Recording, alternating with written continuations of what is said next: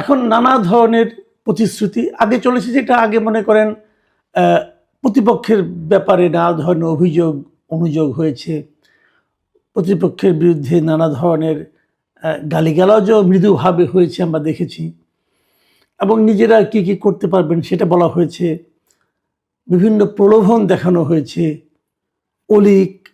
অলৌকিক নানা ধরনের প্রলোভন দেখানো হয়েছে, আমরা এগুলো দেখেছি। প্রলোভনগুলি দেখানো হয় মানুষকে আকৃষ্ট করার জন্য, যে আমাকে ভোট দিলে এটা পাবেন ওটা পাবেন, আমি বেহেশতের টিকিট দিয়ে দেব আপনাকে, ইহকাল পরকালের সমাধান হয়ে যাবে সব, এগুলি তো আমরা শুনেছি।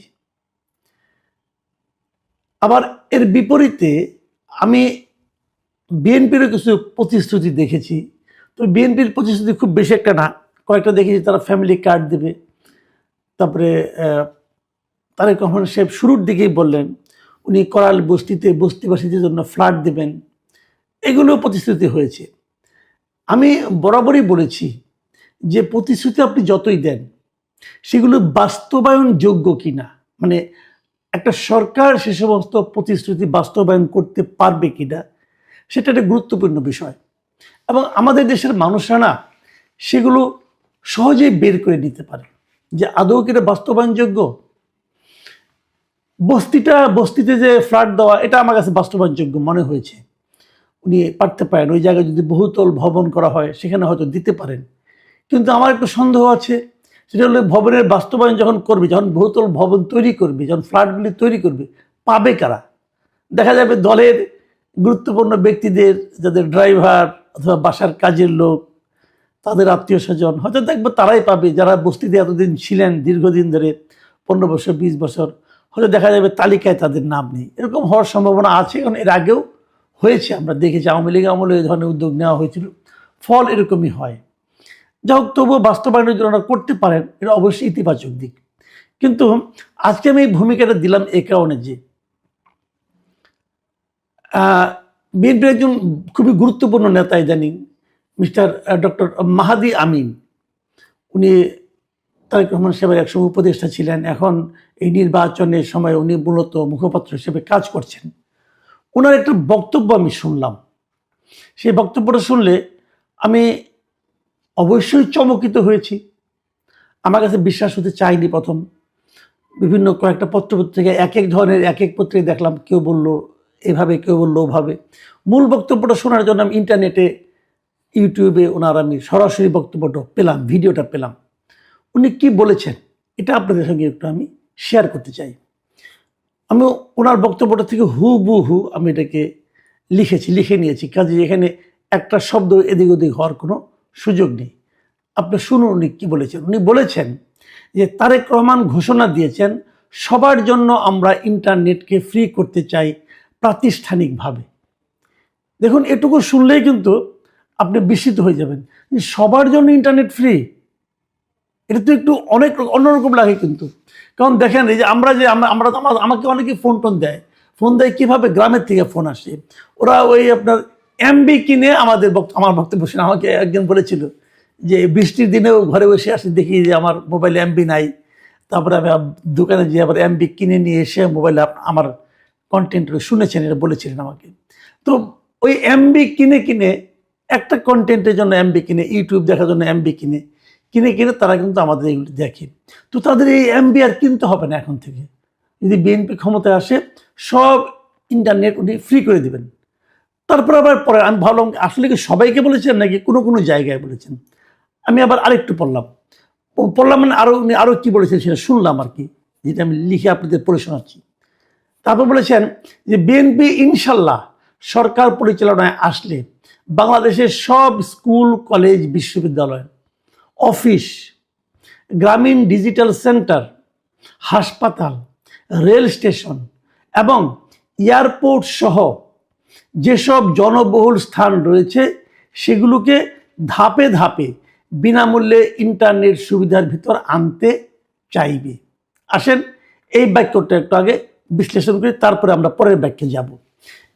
এখানে যেটা বলেছেন যে এইগুলোতে বিশ্ববিদ্যালয়, কলেজ এগুলো থাকবে, গ্রামীণ ডিজিটাল সেন্টার কি আমি যাই না, ওটাই থাকবে, হাসপাতালে থাকবে, রেল স্টেশনে থাকবে, এয়ারপোর্টে থাকবে, ঠিক আছে। তারপরে বলছেন যেসব জনবহুল স্থান রয়েছে, এখন জনবহুল স্থান কোনগুলো?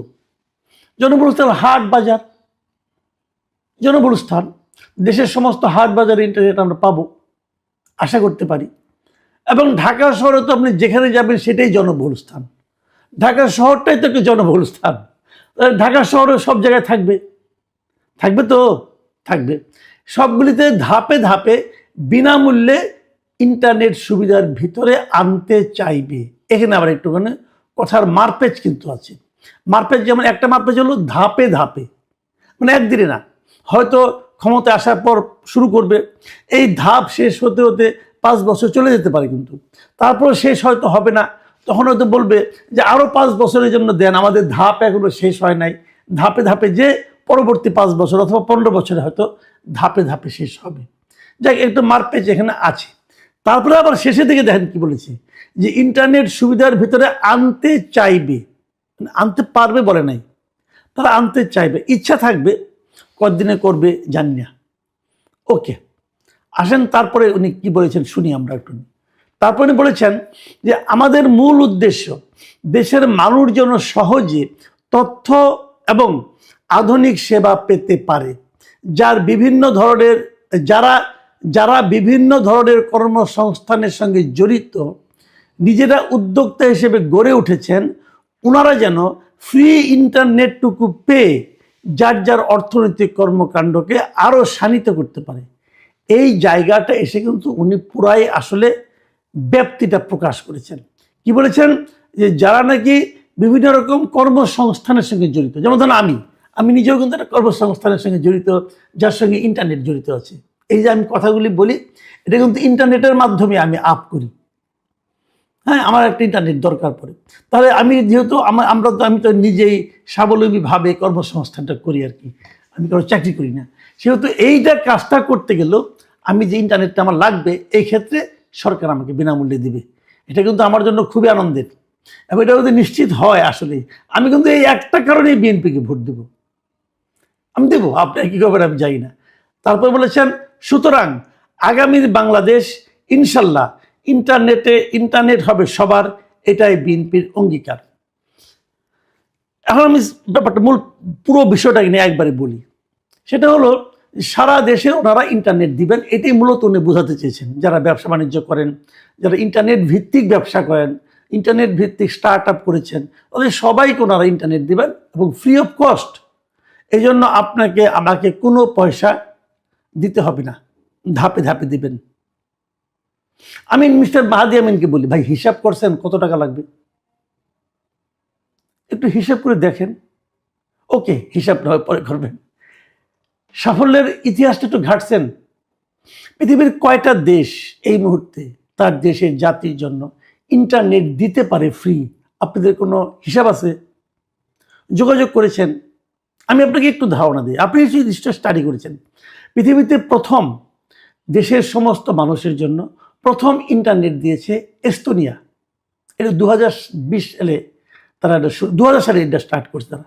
তারা 2000 সালে স্টার্ট করেছে, সারা দেশকে ইন্টারনেটের আওতায় নিয়ে এসেছে এস্তোনিয়া।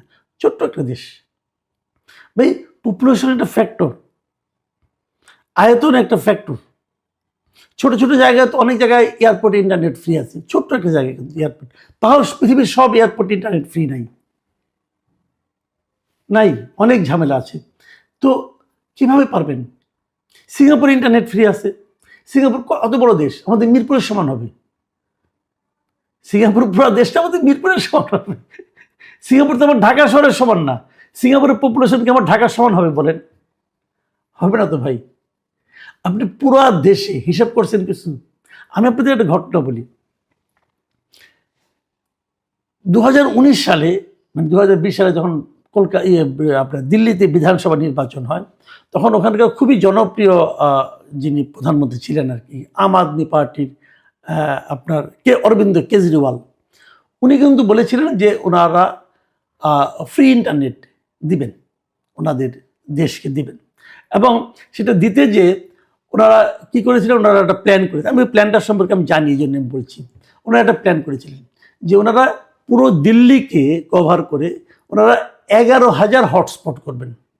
মানে 11,000 জায়গায় বড় রাউটার বসাবেন আর কি। ওটাকে দিলে পরে 11,000 জায়গা করলে পরে সেটা মোটামুটি পুরো মানে দিল্লি শহরটাকে আপনার ওয়াইফাইয়ের আওতার মধ্যে আনা যাবে।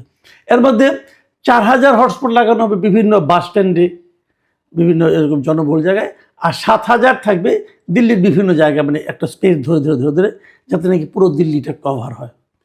এটা ওনারা করেছিলেন। এবং তারপরে আরও একটা কথা বলেছিলেন, এই যে হটস্পটগুলি থাকবে এখানে প্রতিটা জায়গাতে 15 জিবি করে ডেটা মিলবে। 15 জিবি, খুব বেশি ডেটা না কিন্তু 15 জিবি। তাহলে মানুষ ওখানে টুকটাক টুকটাক কাজ দিয়ে মনে করেন মেসেজ করা, তারপরে আপনার হোয়াটসঅ্যাপ করা, এগুলো হয়তো টুকটাক তারা করতে পারে, বড় বড় ডাউনলোড হয়তো করা যাবে না। তো এইটা তারা করতে চেয়েছিলেন। ইন্টারেস্টিং হলো কেজরিওয়াল এই কাজটা শেষ করতে পারে নাই পরবর্তী 5 বছরে, জাস্ট পারে নাই। এখন তো কেজরিওয়াল সরকারই নাই, তাহলে ওই কাজ শেষ। কাজেই মাহাদি আমিনকে আমি বলছি, ভাই এত সহজ না জিনিসটা করা। হিসাব নিকাশ করেন, আপনার কত টাকা আছে দেখেন, মাঝখান থেকে যে জিনিসটা হবে এই কাজ করতে গিয়ে আপনি হয়তো আপনার দলের কিছু লোকের একটা কর্মসংস্থানের ব্যবস্থা করে দিবেন, যে তোমরা হটস্পট লাগাও, আবার হটস্পট কার কাছ থেকে কিনবেন, এগুলি হবে। এগুলি পারবেন না। তারপরে ধরলাম আপনাদের সদিচ্ছা আছে, আপনারা করতেও চান, আপনাদেরকে করতে দেওয়া হবে না। এখন যেটা আছে, এখন যারা ওয়াইফাইয়ের ব্যবসা করেন, বিভিন্ন রকম বড় বড় ওয়াইফাই কোম্পানি কিন্তু আছেন বাংলাদেশে। আপনি যখন আপনার এই বিকাশে যাবেন, যে দেখবেন যেখানে বিলিং সেটিংয়ে যাই দেখেন যে ওয়াইফাই বিল দিতে গেলে কতগুলি লিস্ট আসে, কয়েকশো আছে, পুরো ঢাকা শহরে আছে এরা ওয়াইফাই দেয়। এদের সবার ব্যবসা আপনি বন্ধ করে দিবেন, এরা আপনাকে ব্যবসা করতে দিবে? এরা করতে দিবে আপনাদেরকে? দেবে না। এখানে অনেক টাকা ইনভেস্টমেন্ট কিন্তু হয়ে আছে।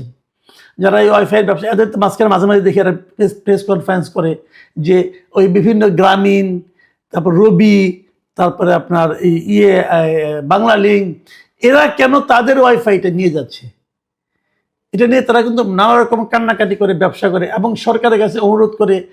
এই সরকার আবার ওই গ্রামীণদের ব্যবসা পাইয়ে দেওয়ার জন্য ওই সমস্ত জায়গা নাকি ওয়াইফাই তার সহ ওয়াইফাই করে, তাদের ব্যবসা ক্ষতি হয়ে যাচ্ছে, কিন্তু তাদের কথা সরকার শুনছে না। এরকম নানা ধরনের কথা কিন্তু আমরা প্রতিনিয়ত শুনি। আমিও দু একটা এরকম মিটিংয়ে গিয়েছিলাম, আমার যাওয়ার ভাগ্য হয়েছিল, তাদের দুর্ভাগ্যের কথা শুনতে হয়েছিল আমাকেও। তো এই গ্রামীণ, রবি অথবা বাংলা লিঙ্ক, এদের মতো প্রতিষ্ঠান আপনাদেরকে এই কাজটা করতে দিবে? এদের যে পুঁজি, এদের যে ক্ষমতা, এদের যে বিভিন্ন মানে বড় বড় স্টেক হোল্ডারদের সাথে যে সম্পর্ক, সেখানে আপনার সরকার পারবে না ভাই। যেটা পারবেন না সেই প্রতিশ্রুতি দিতে যান কেন? আমি সবাইকে বলবো, বিভিন্ন সরকারের যারা নাকি সরকার আগামীতে আসতে চান তাদেরকে বলবো, ভাই এই বেহেস্তের টিকিটও বিক্রি করেন না, এটা পারবেন না, এটা আপনার দেওয়ার ক্ষমতায় নাই। সরকার সিগনেচার করে দিলে বেহেস্তের দ্বার রক্ষিত তাকে ঢুকতে দিবে না। এটা যেমন সম্ভব না, এই ওয়াইফাইটা লজিক্যালি সম্ভব। এটা দিতে পারলে দেশের অবস্থা চেঞ্জ হয়ে যাবে। এটা লজিক্যালি সম্ভব, কিন্তু প্র্যাকটিক্যালি আপনি পারবেন না। সবার কাছে অনুরোধ, জনগণকে মিথ্যা আশ্বাস দিয়েন না, জনগণকে অলিক স্বপ্ন দেখায়েন না, যেটা বাস্তবতার কাছাকাছি থাকে সেটা বলেন। দেখুন, মাহাদি আমিন কিন্তু বলেই খালাস। যখন না পারবেন, লোকে কিন্তু মাহাদি আমিনকে খুঁজবেন না, লোকে তারেক রহমানকে খুঁজবেন। তারেক রহমানের রাজনৈতিক ভবিষ্যৎটাকে ঝরঝরে করে দিয়েন না মিস্টার মাহাদি আমিন। এটা কোনো ভালো কাজ না।